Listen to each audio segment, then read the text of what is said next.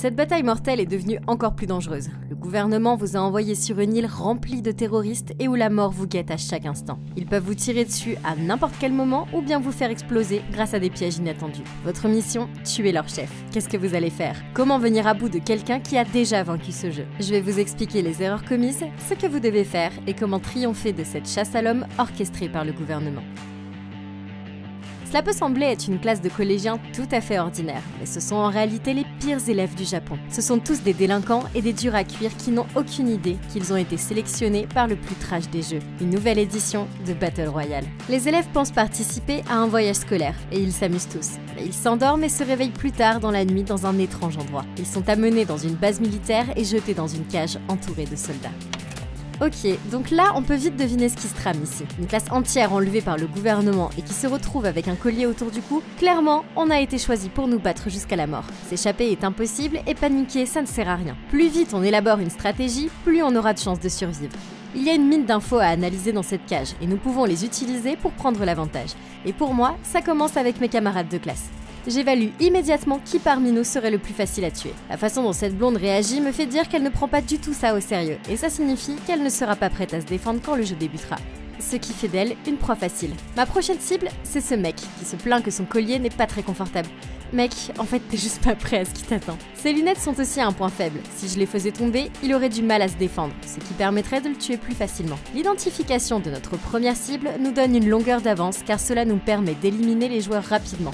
Et vous pouvez voler leurs armes et leurs ressources dans les kits de survie qu'ils recevront avant qu'ils ne deviennent trop difficiles à trouver. Leur prof les informe qu'un groupe terroriste connu sous le nom des 7 sauvages a pris le contrôle de l'île et l'utilise comme une forteresse. Ces étudiants font maintenant partie d'un jeu grandeur nature où leur but est de travailler en équipe pour abattre le chef terroriste en 72 heures, sinon ils meurent tous. Et ce terroriste n'est autre que Shuya, le gagnant et fugitif d'une édition précédente.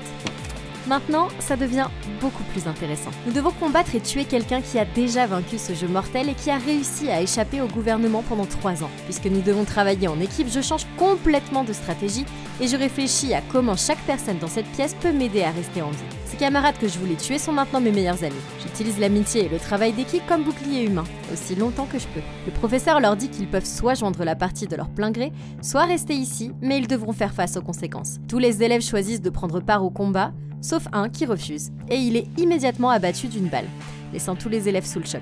Mais soudain, cette fille commence à sonner, et le professeur révèle que les étudiants ont été répartis en binômes représentant une couleur. Elle court vers la porte mais se fait exploser. Ok, chaque étudiant a donc été associé avec un autre, et si ton binôme meurt, tu meurs. Heureusement, on le découvre à temps, mais maintenant je m'inquiète de qui sera mon binôme. Ce sont des collégiens qui n'ont pratiquement aucune expérience de la vie. Il y a beaucoup de maillons faibles dans cette pièce. Si votre partenaire est inutile dans une situation de danger de mort, il peut facilement vous faire tuer. Nous devons donc contrer ce problème en créant notre propre système de jumelage, basé sur les compétences de survie de chaque étudiant. Les soldats utilisent également une stratégie dans les opérations militaires en se divisant en escouades qui sont à la fois assez grandes et variées et dont les compétences permettent d'assurer la sécurité de toute unité. Donc je diviserai la classe entière en 2 équipes de 20 élèves. Cela permettrait de compenser pour les plus faibles qui vont nous faire tuer. Le jeu se décompose en 3 missions. La première consiste à débarquer sur l'île avec succès. Les étudiants reçoivent des armes et des armures et sont envoyés sur des bateaux. On leur donne la localisation des terroristes, mais l'île a été divisée en zones de danger qui changent toutes les heures. S'ils y restent trop longtemps, ils explosent. Ils commencent à s'approcher de l'île, et c'est là que les choses commencent à mal tourner. Les étudiants sont attaqués par les terroristes et à chaque mort, le binôme meurt avec. Ils n'ont même pas encore atteint l'île que 12 d'entre eux sont déjà morts. Donc c'est une vraie mission kamikaze. Attaquer un ennemi qui se trouve sur un terrain surélevé truffé de mitrailleuses pour défendre toute la plage, c'est clairement la mort assurée. Rien dans ce jeu n'est conçu pour me garder en vie et on n'a même pas de munitions. À ce stade, j'abandonne clairement toute stratégie approuvée par le gouvernement. La première chose à faire, c'est de s'assurer que chaque bateau a ses binômes à l'intérieur. Si on s'éloigne trop l'un de l'autre et de nos binômes, on va mourir parce qu'on ne peut pas être à plus de 50 mètres de notre partenaire. Ça semble évident, mais si personne ne le dit, c'est un oubli qui sera clairement fatal. Mais même avec nos binômes dans le même bateau, nous sommes toujours des cibles faciles pour les terroristes. Puisque les balles se brisent en cas d'impact avec l'eau, je sauterai du bateau pour rejoindre l'île vers les rochers, pour rester hors de la ligne de tir. Une fois regroupés, nous pourrons combattre les terroristes depuis plusieurs endroits, ce qui fera moins de victimes. Les élèves arrivent sur la plage, et on se croirait clairement dans un remake de Il faut sauver le soldat Ryan. Les balles volent de partout, mais ils parviennent finalement à se mettre à l'abri. Les élèves se divisent en 2 groupes. L'escouade A, qui court sur la plage, et l'escouade B, qui se dirige vers les rochers, tandis qu'un hélicoptère survole la plage et largue les vivres. La deuxième mission consiste à sécuriser les munitions. Il récupère toutes sortes de choses utiles dans les caisses. Cette fille découvre un lance-grenade et ce mec trouve des munitions pour leur fusil. Pour celui-ci, c'est du papier toilette. Il court vers un abri mais l'un d'eux est blessé. Les étudiants essayent de soigner ses blessures mais le papier toilette ne peut pas tout réparer. Il commence à sonner et il réalise que son binôme se trouve dans une zone dangereuse. Mais au lieu de rejoindre le groupe, elle s'enfuit et se fait exploser. Ok, donc ces colliers ne sont vraiment pas une blague, et ce jeu est en train de tuer les gens deux par deux bien trop rapidement. On doit donc trouver une solution avant que nos débiles de binôme ne se fassent tuer. La zone de 50 mètres, ça va limiter nos mouvements autour de l'île. Et si on doit traîner notre partenaire partout, il est plus difficile de se mettre à couvert pour éviter de se faire tirer dessus. Maintenant, grâce à cette fille qui est morte dans la cage, on sait que les colliers sonnent pendant 2 minutes avant d'exploser. On peut aussi voir que le rayon de l'explosion est relativement petit. Donc ça me donne l'espoir qu'on puisse bloquer l'explosion avec un matériau assez résistant, comme ces montres en acier inoxydable. Donc si je les entoure sur le collier avec du tissu ou une chaussette pour protéger mon cou, ça pourrait peut-être suffire pour amortir l'impact et pour survivre à l'explosion. Si ça marche vraiment, je ferai en sorte que tout le monde se disperse pour les déclencher.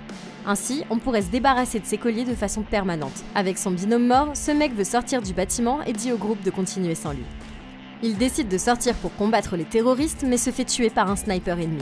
L'une des escouades s'introduit dans un bâtiment en ruine. Ils entendent le professeur annoncer les noms de ceux qui n'ont pas survécu, et ça devient de plus en plus sérieux, et leurs chances de survie s'amenuisent. Il faut réagir très vite. C'est alors que cette fille révèle qu'elle est diabétique et qu'elle va rapidement manquer d'insuline.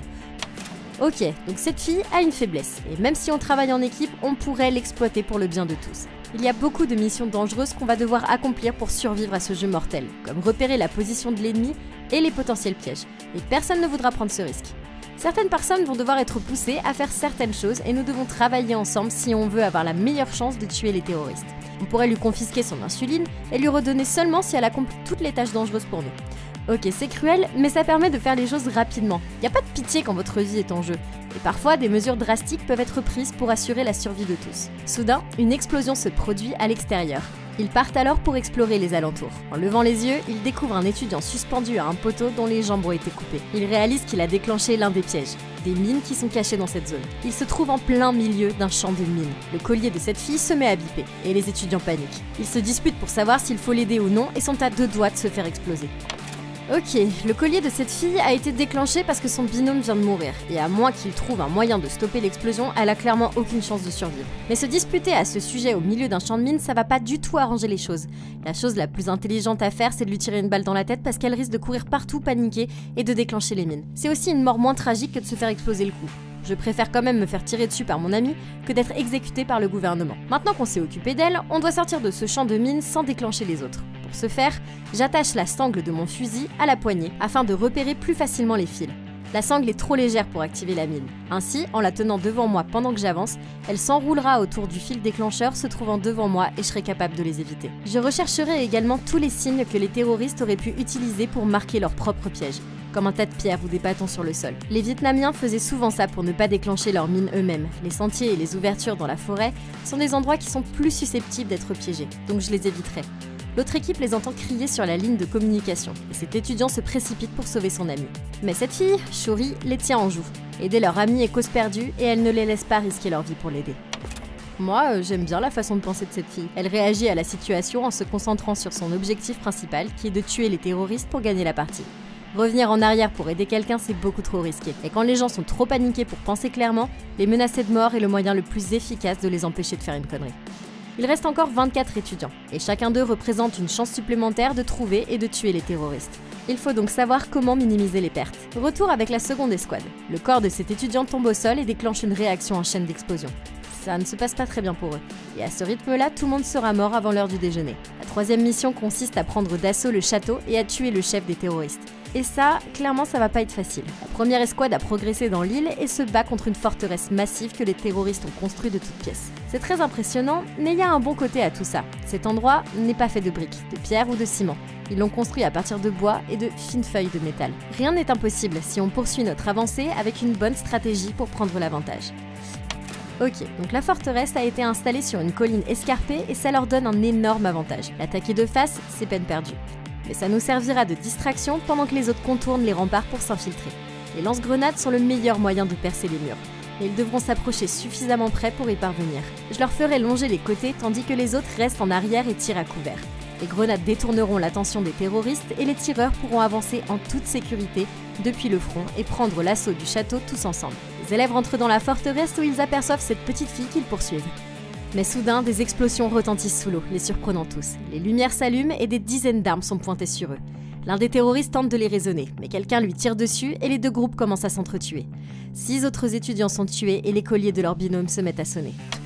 Ok, donc c'était pas une très bonne idée. Ce terroriste voulait négocier, et personnellement, moi je l'aurais fait sans hésiter. Nous n'avons aucune chance de nous en sortir vivants, parce que s'ils nous dominent, nous sommes totalement encerclés et on n'a aucune protection. Si on se rend, ils prennent nos armes et ils nous emmènent ailleurs. Pendant que nous sommes retenus prisonniers, la seule stratégie que nous ayons, c'est de chercher le meilleur moyen pour les tuer ou nous échapper. Cette fille se faufile discrètement et parvient à prendre en otage la petite fille. Grâce à cet appareil, ils arrivent à générer une impulsion électromagnétique qui désactive les colliers, sauvant ainsi leur vie.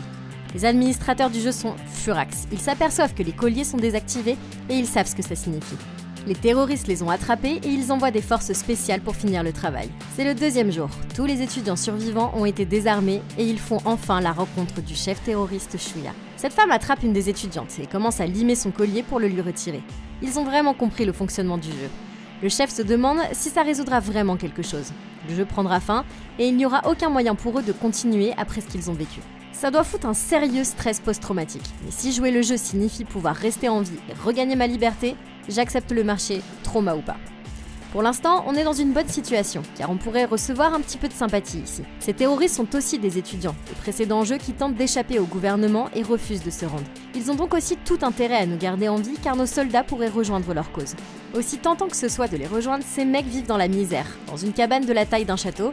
Ils ont des provisions, des armes et des munitions limitées, et ils passeront probablement le reste de leur vie en fuite. Et j'ai pas vraiment envie de gâcher ma vie à jouer à Apocalypse Now. Donc si je dois les tuer pour retourner dans mon lit douillet et oublier ce qui s'est passé, eh bah clairement je vais pas me gêner. Pendant ce temps, les soldats sont arrivés sur l'île et ont pénétré dans les niveaux inférieurs de leur forteresse. Un rebelle les repère et s'échappe à temps pour prévenir tous les élèves.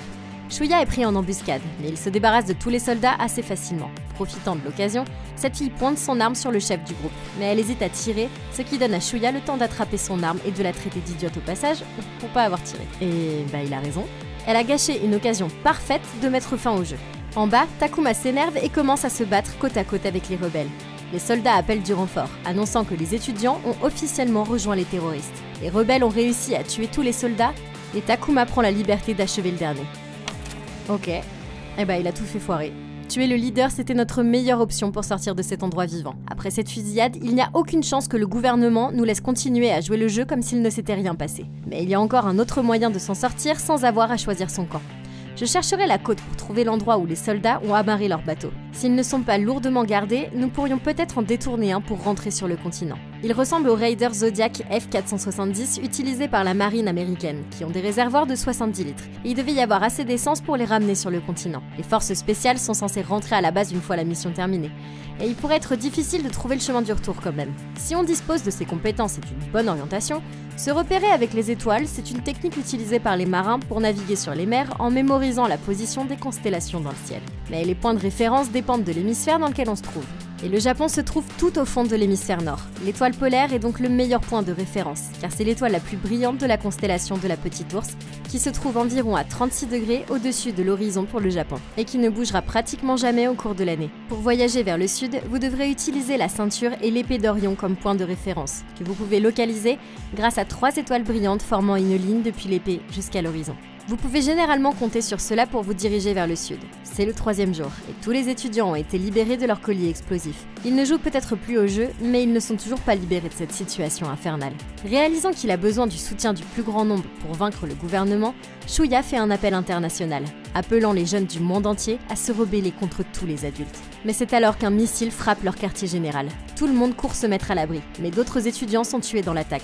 Les administrateurs de Battle Royale découvrent que le missile a été lancé par les États-Unis qui avertissent le Japon qu'il y aura une nouvelle attaque dans 12 heures si la situation n'est pas résolue. Ils ont fini de jouer et le Premier ministre ordonne à chaque soldat japonais de se rendre sur l'île et de massacrer tous ceux qui sont encore en vie. Plus tard dans la nuit, les survivants se regroupent et Shuya révèle son plan pour que les autres étudiants s'échappent par un puits qui pourrait mener jusqu'au continent, tandis que les autres restent pour combattre les soldats et faire diversion. Pour lui, c'est leur seule chance de s'en sortir vivant.